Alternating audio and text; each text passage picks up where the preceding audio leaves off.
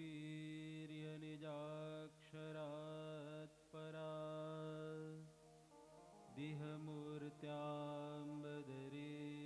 वने स्थितः भुवि भारत जीव शर्मणे नर नारायण देव पाहि मां नर नारायण देव पाहि मां।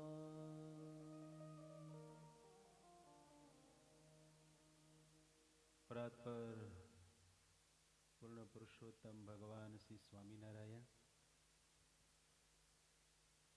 ભગવાન શ્રી સ્વામિનારાયણની છત્રછાયામાં દિવ્ય સત્સંગનો લાભ આપણે માણી રહ્યા છીએ. આજના કથાના વક્તા શાસ્ત્રી સ્વામી સખા પ્રિય હરિપ્રસાદ સ્વામી અને આ મહોત્સવ સદગુરુ વંદના સાથોસાથ શિક્ષાપત્રી દ્વિશતાબ્દી વર્ષ એ અંતર્ગત શ્રીમદ સત્સંગી જીવન શાસ્ત્રની કથાનું આપણે શ્રવણ કરી રહ્યા છીએ ત્યારે બંને મહાપુરુષોના આપણને દર્શન થઈ રહ્યા છે. મહોત્સવના અધ્યક્ષ શાસ્ત્રી સદગુરુ સ્વામી જ્ઞાન પ્રકાશ સ્વામી તેમજ જે મહાપુરુષે આ સ્થાનની વર્ષો પહેલાં પરિકલ્પના કરી હતી એવા સદગુરુ સ્વામી ભક્તિપ્રિય સ્વામી આદિક મંચસ્થ મહાનુભાવ સંતોના ચરણોમાં કોટી કોટી વંદન અને આ કથાના યશસ્વી જજમાન શ્રીઓને પણ અહીંથી ભાવવંદના સાથે જય સ્વામિનારાયણ.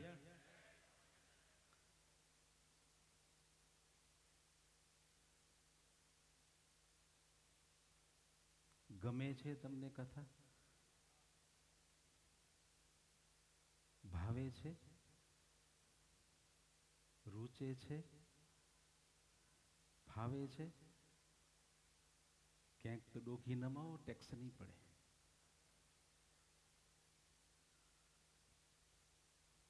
જમણવારમાં આપણે જઈએ ને પૂછે પછી લોકો કેવું લાગ્યું, ફાવ્યું, ગમ્યું, ભાવ્યું, હાલશે કેમ? ભલે જો ભક્તો ભગવાનની અનહદ કૃપાથી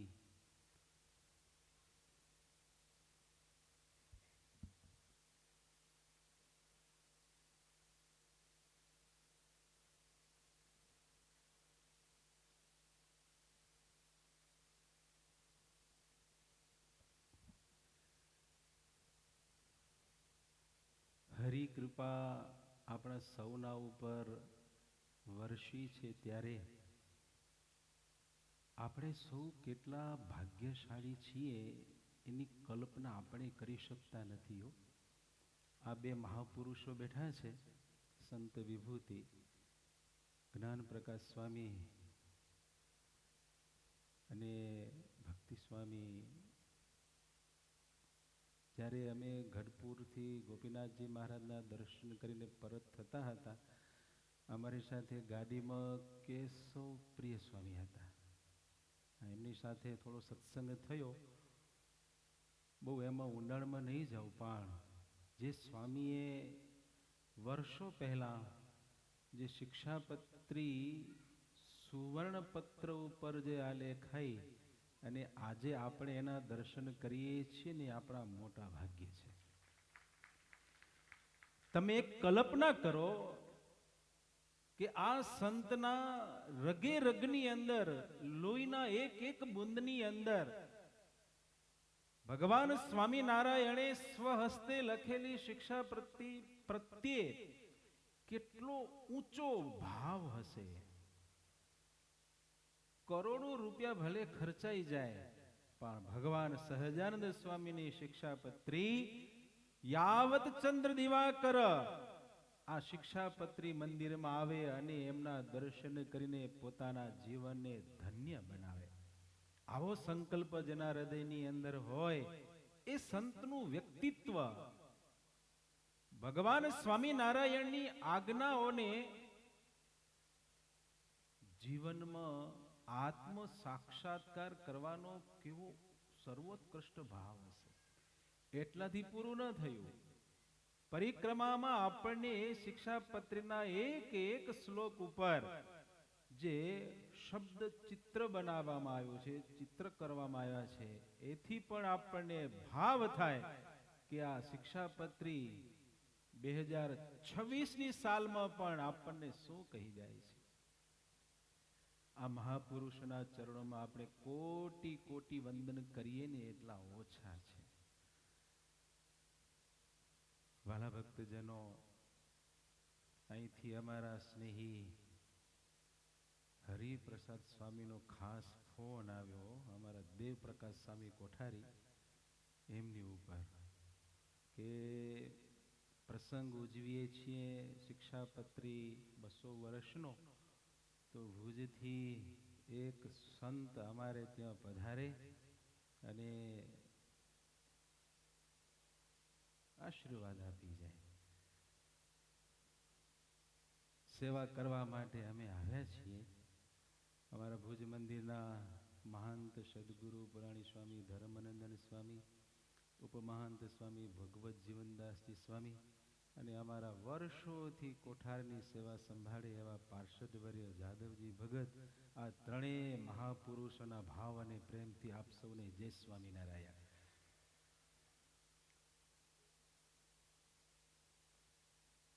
વહાલા ભક્તો, આ વર્ષ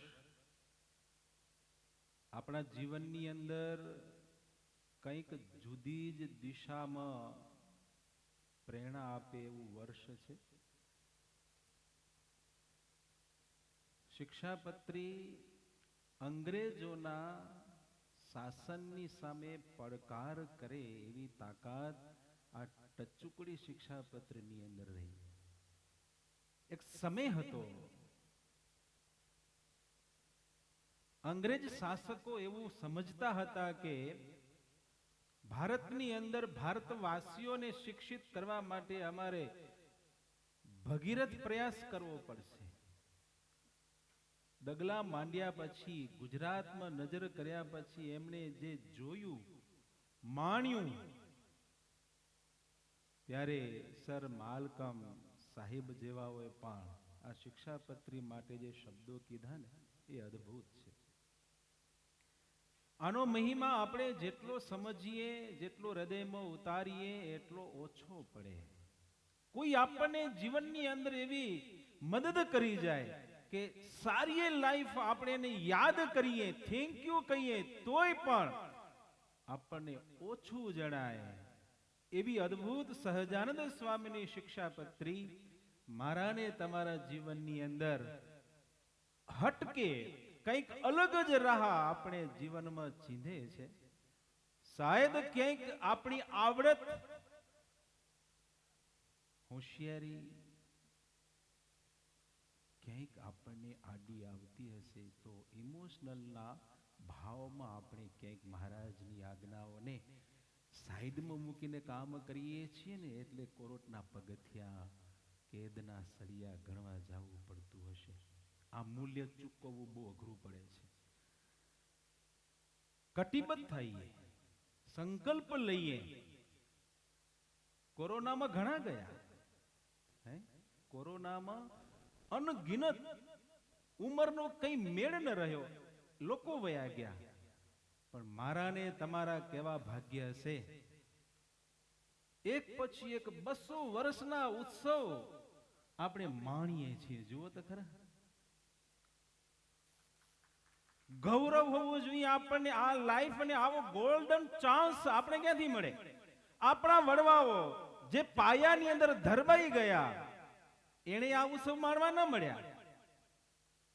લક્ષ્મીનારાયણ દેવનો 200 વર્ષનો ઉત્સવ માણ્યો, અમદાવાદ દેશ નરનાળ દેવનો, ભુજમાં બિરાજતા નરનાળ દેવનો આ શિક્ષાપત્રીનો 200 વર્ષનો ઉત્સવ, એક પછી એક આપણા જે ભગવાન સહજાનંદ સ્વામીએ જે મંદિરોની સ્થાપના કરી, એ મંદિરોમાં બિરાજતા મહાપ્રતાપી એ ભગવદ સ્વરૂપના 200 વર્ષના ઉત્સવ આપણે માણીશું. માનજો કે આપણું કલ્યાણ થઈ ગયું. તીર્થ કરવા ન જઈએ ને તોય પણ આપણો ઉદ્ધાર થઈ જવાનો છે. હૈયામાં ખુમારી હોવી જોઈએ. સરપંચના ઘરવાળા જો એક વેત ઊંચા હાલતા હોય તો આપણો અનંત કોટી બ્રહ્માંડનો ધણી મહારાજા ધીરાજ એણે જે કઈ કાર્યો કર્યા અને એના 200 વર્ષના ઉત્સવ આપણના ભાગમાં આવ્યા. આનાથી મોટું બીજું શું ભાગ્ય હોય? માણસો જીવનની અંદર 60 વર્ષ થાય ને પાર્ટી મનાવે, અલગ અલગ કન્ટ્રીમાં જાય, પાછા ભારત દેશની એને મજા ના આવે, રોનક સમજા. કોઈ મલેશિયા જાય, કોઈ સિંગાપુર જાય, કોઈ અલગ બીજી કન્ટ્રીઓ શોધે છે. પણ આપણે ભગવાન સહજાનંદ સ્વામીએ જે સૌભાગ્ય પ્રદાન કર્યું છે ને, એના જેટલા વખાણ કરીએ ને એટલા ઓછા છે. આજે ઘરે જાઓ ને આ એક કામ કરજો.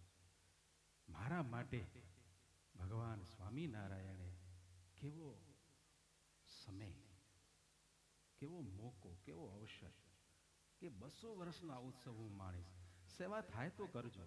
ભગવાને યોગ આપ્યો હોય દિલ ખુલીને કરજો. પૈસા કમાઈ લેશે, છોકરા કમાઈ લેશે, આપણે નહીં કમાઈએ તો. પણ આવો અવસર આપણા હાથમાંથી ગયો પછી પાછો મળવાનો નથી. હવે પછી 200 વર્ષનો શિક્ષાપત્રનો ઉત્સવ આપણે માણી શકવાના છીએ, કરી શકવાના છીએ. આ પંડાલમાં જેટલા બેઠા છીએ, હવે પછી આવો ગોલ્ડન ટાઈમ આપણે આવશે, મને તો નથી મળવાનો. સાહેબ તમને બી ભગવાન કરીને ચિરંજીવી બની જાવ તો. એટલે આવો ઉત્સવ આપણા ભાગે આવ્યો છે. એટલે આનું એક ગૌરવ આ ઉત્સવમાંથી લઈને જાજો. શિક્ષાપત્રી મંદિરમાંથી આ મહાપુરુષોની મહેનતને આપણે સફળ બનાવવાની છે. વાલા ભક્તજનો, સેવા મને સોંપી છે શિક્ષાપત્રીમાંથી, પણ જાજુ કઈ સૂઝ્યું નહીં હો રામસ્વામી. રામસ્વામીને બરાબર ઓળખી હો, અમારા હરિપ્રસાદ સ્વામી. આ સ્ટેજ ઉપર લગભગ સંતો બેઠા છે, જેટલા માઇક ઉપર હોય લગભગ સંતો બધા આપણા પરિચયમાં હોય, એટલે બધા જ સંતોને લાખ લાખ વંદન. અમારા ગવૈયા સ્વામી હો બેઠા. બહુ આનંદ છે હો આ સભાની અંદર. ચાલો થોડી વાતો શિક્ષાપત્રીની કરી લઈએ. એક શ્લોક ઉપર મારે થોડુંક તમને સૂચન કરવું છે, જાજુ નથી કરવું, કારણ કે સમય બધાને બાંધતો હોય છે. ત્યારે માત્ર એક જ વાત કરું તો ભગવાન સ્વામિનારાયણે થોડી આકરી વાત કરી છે. એની વાત કેવી છે થોડી સહન કરજો. ડોક્ટર છે ને પેંડો ખાવાનું કોઈ દી નો કહે, ગોળી જ આપે અને પાછી ખારી જ હોય.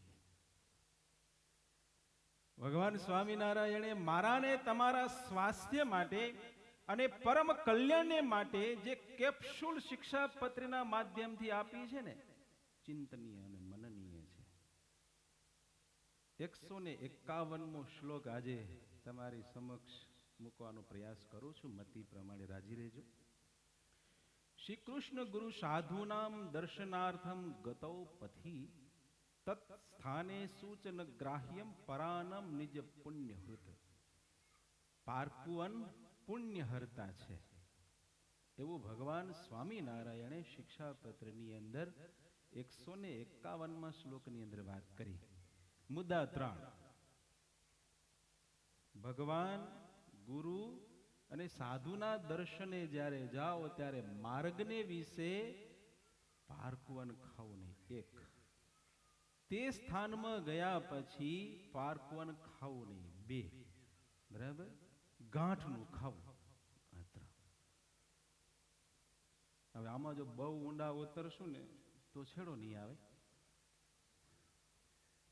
એટલે જે સતાનંદ સ્વામીએ જે 2-3 વાતો કરી છે એનું થોડું દર્શન કરીએ તો ભિક્ષાવૃત્તિ કરીને આપણને જે કંઈ પ્રાપ્ત થાય એ આપણા હકનું. હા, ભિક્ષાવૃત્તિમાં જે મળે તે, સોનું ચાંદી જે મળે તે, એ આપણા હકનું થાય હો. એ પારકું નહીં એટલે નહીં જ, કારણ કે આ આપણો નિર્ણય નથી. આપણા જે ઋષિ મુનિઓ થઈ ગયા, અને જે શતાનંદ સ્વામીએ આ શિક્ષાપત્રીની અંદર જે અનેક શાસ્ત્રોમાંથી જે સાર સંગ્રહિત કરી અને મહારાજની પરાવાણીને જે ભાષ્યના રૂપમાં કરી છે ને, એ અદ્ભુત છે. એટલે એમાં લખાયેલું છે કે ભિક્ષાનું અન્ન છે એ તમારો હકનું થાય છે, બીજાનું નહીં. હવે માર્ગમાં જઈએ અને પારકુવાન, સ્થાનમાં જઈએ અને પારકુવાન, આ બે વિશે થોડાક આપણે જોઈ લઈએ. માર્ગમાં પારકુવાન એટલે શું? આમાં સ્પષ્ટ લખ્યું કે ભગવાન ગુરુ એટલે આપણા આચાર્યને પણ લઈ શકાય, અને આપણા જેને ગુરુ ધાર્યા હોય એ, અને સાધુ પુરુષો જે છે એમના સ્થાનમાં જઈએ અને સ્થાનમાં જમીએ અને સ્થાનમાં જતા હોઈએ ત્યારે આ બે મુદ્દા છે.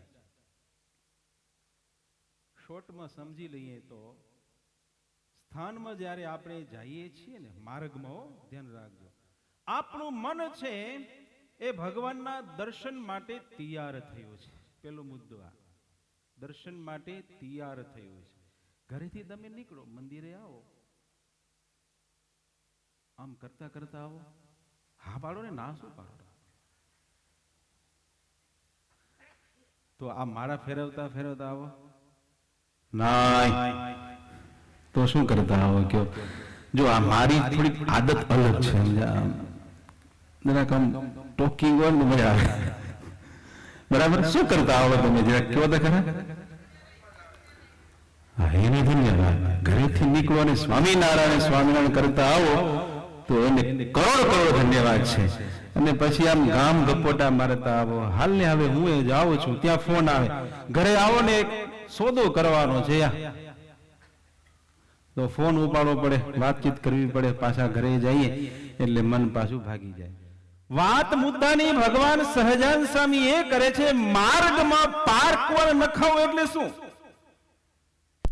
માર્ગમાં પારકવન નખાવું, આ પોઈન્ટ જ સમજાતો નથી. હું ઘણું વિચાર કર્યો, પછી અમારા ગુરુ ભેગા આવ્યા છે ભક્તિપ્રિય સ્વામી, એમની સાથે થોડુંક ડિસ્કશન કર્યું. ત્યારે જે આપણું મન એક આધ્યાત્મિક માર્ગે ગુરુને મળવાને માટે, આચાર્યને મળવાને માટે, એમનો સત્સંગ કરવાને માટે, સંત સમાગમ મેળવવાને માટે જ્યારે એક રસ્તો પકડીને આગળ વધ્યું છે, અને રસ્તામાં જો આપણો માર્ગ ચૂકાઈ જાય છે, મન વિચલિત થઈ જાય છે, જગતનો વ્યવહાર કરવા મની પડે છે, તો એના માટે પારકુવન કહી શકાય. બાકી વિચાર, આવડત, શાસ્ત્રનું જ્ઞાન અનંત છે, અલગ રીતે પણ આને જોઈ શકાય. પણ મને જે લાગ્યું કે માર્ગમાં જ્યારે આધ્યાત્મિક રસ્તે જીવ આગળ વધે અને આરામદાયક, ચાલો ગુરુના આશ્રમમાં જશું, મંદિરમાં જશું, પંખા ચાલુ કરશું. હવે તો ઘણી જગ્યાએ મંદિરની અંદર સેન્ટ્રલાઇઝ એસી લાગી ગઈ છે, ત્યાં લંબાવી દેશું થોડું. તો આ જે મનમાં જે વિચાર છે ને, એ પારકો વિચાર છે, એટલા માટે પારકવાને છે. એ નહીં કરવાનું કામ.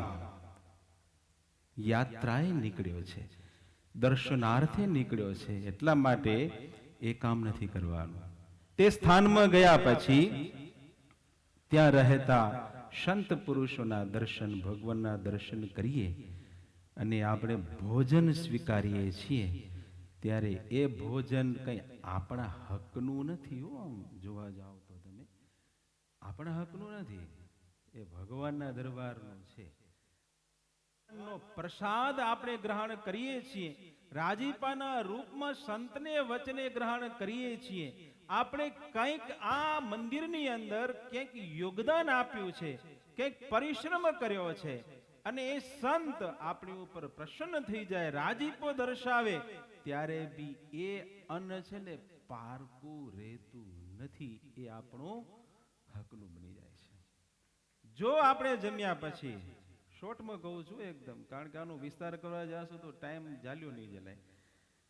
અને જો આપણે મંદિરમાં ગયા પછી, તીર્થોમાં ગયા પછી, પરમાત્માએ આપણને સારામાં સારી યોગવાઈ આપ્યું હોય, સુયોગ કરી આપ્યા હોય ને નાની સરખી પણ સેવા કર્યા વિના જઈએ ને તો શું થાય તમને ખબર છે? સ્મૃતિની અંદર એક વાક્ય લખ્યું છે, યસ્ય અન્નમ અસ્નન પુરુષ તીર્થ ક્ષેત્રે વ્રતાની ચ યજ્ઞમ જપમ તપો વા કુર્યાત તસ્યૈવ તત્ફલમ. જે દાનવીર દાતાશ્રીઓએ ઠાકોરજીના દરબારની અંદર ખુલ્લા દિલે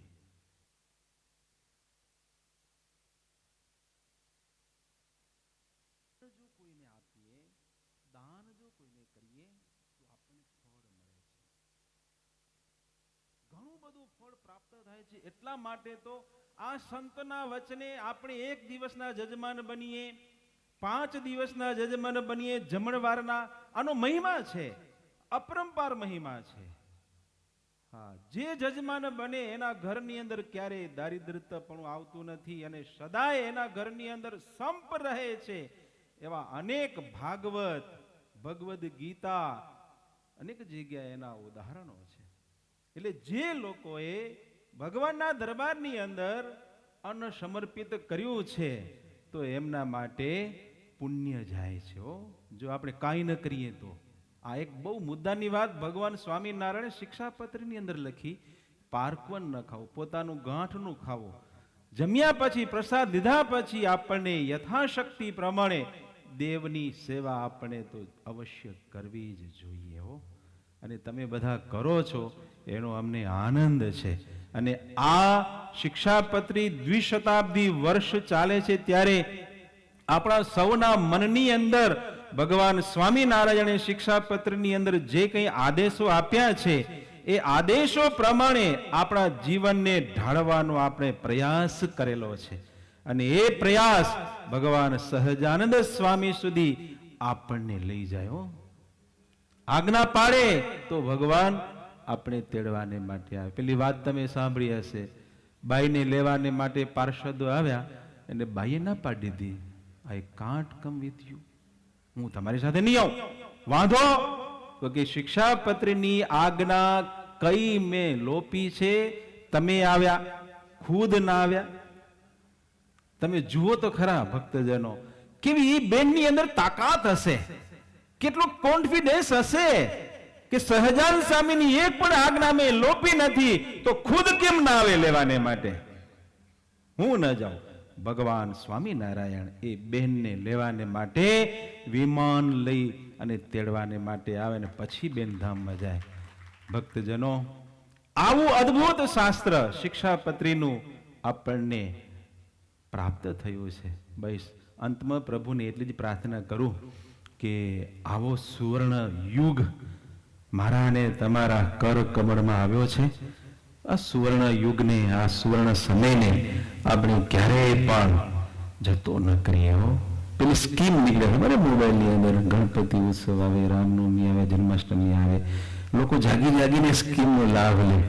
તેમ આ એક સ્કીમ છે 200 વર્ષ શિક્ષાપત્રીની. અને આ સ્કીમની અંદર જે કોઈ સંકલ્પ કરે કે એક આજ્ઞા ભગવાન સ્વામિનારાયણની આ એક આજ્ઞા છે હું પાડીશ. ઘણી બધી આજ્ઞાઓ છે, એમાંથી એક આજ્ઞા કે હું દરરોજ સાંજે ભગવાનના મંદિરમાં જઈશ, એટલે જઈશ, કોઈ પણ સંજોગોની અંદર કોઈ પણ બલિદાનને આપીને પણ આ આજ્ઞાઓ પાડીશ તો ભગવાન સહજાનંદ સ્વામી બંધાયેલા છે કે આપણને લેવાને માટે આવશે. એટલે બસ પ્રભુને પ્રાર્થના કરું, બાજુમાં બિરાજતા ગોપીનાથજી મહારાજને પ્રાર્થના કરું, ભુજમાં બિરાજતા નરનારાયણ દેવ, એ ભગવાન સ્વામિનારાયણને પ્રાર્થના કરીએ કે હે પ્રભુ, આ 200મું વર્ષ તમે લખેલી શિક્ષાપત્રી ચાલે છે, તમારી આજ્ઞા પાળવાનું બળ, હિંમત, હૂંફ અને શક્તિ મને આપો. અને આ સંતો આપણને આવું બળ આપે, ભગવાન સહજાનંદ સ્વામીની આજ્ઞા પાડી અને આપણા જીવનને ધન્ય બનાવીએ. આ પ્રસંગે મને છેક ભુજથી સંતોએ યાદ કર્યો અને આ સેવા આપીએ બદલ અહીંના સૌ કાર્યકર્તા સંતો અને આ ઉત્સવના આયોજક અધ્યક્ષ શ્રી અમારા જ્ઞાન પ્રકાશ સ્વામી, ભક્તિ સ્વામી આદિ સૌ સંતોનો અહીંથી ખૂબ આભાર વ્યક્ત કરી. સૌને જય સ્વામિનારાયણ.